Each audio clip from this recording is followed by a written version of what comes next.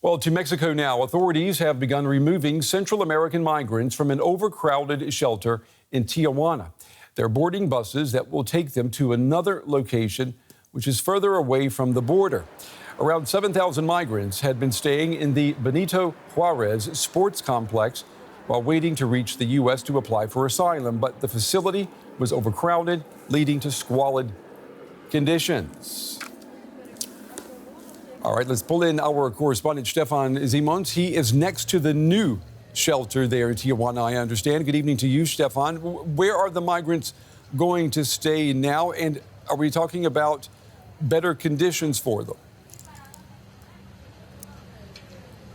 Well, I would like to answer that question about the better conditions to you, but I can't really, because let me show you.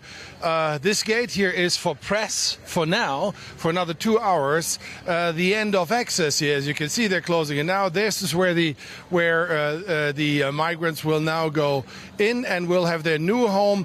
We are told by migrants which came out and which we talked to, that this place is much better than what they were used to and had to endure in the Benito Juarez Sports Center location there, which took a dive to the worst in the last 2 days because of horrendous rain here.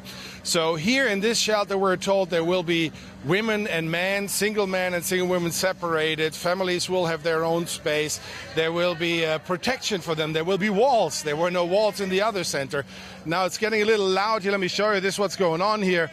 All those people here are A, hungry, and 2, thirsty, and they're now going to stand in line here. Where we go, the camera show you this way a little bit. Down there are donations for food and water and a few clothes, and those guys are standing in line now to pick this up. So bottom line, we are told everything will be better here. The reason for moving about 7,000 migrants from Central America from the old location here is we are told that the conditions, of course, in Benito Juarez were absolutely abhorrent and absolutely unsustainable.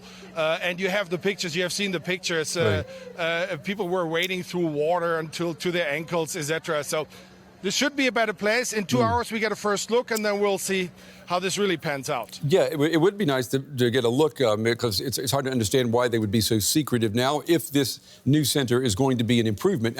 There has been some criticism about this move, we understand.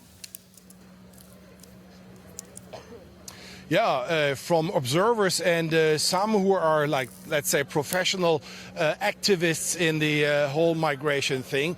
They're saying this is, of course, a double sword here, a double blade, because now all those people are far away from the border, farther away from the border. There's no chance anybody's jumping the fence here or makes it even close to the border. There are mountains between their new shelter now and the border to the United States of America, number one. Number two, access here is, even for media or anybody who wants to help, this is 45 minutes away without traffic from downtown. And if you want to report from here or you want to do anything from here, you have to spend another 2 days of your days just driving here. So the fear of immigration professionals, people who are involved in helping those people here, is that in a week or so, nobody's actually remembering this anymore. Nobody's reporting about this anymore.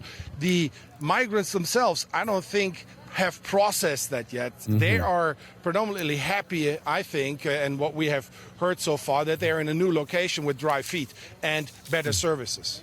Yeah, out of sight, out of mind. Our correspondent, Stefan Simons, in Tijuana, Mexico, on the story for us tonight. Stefan, thank you.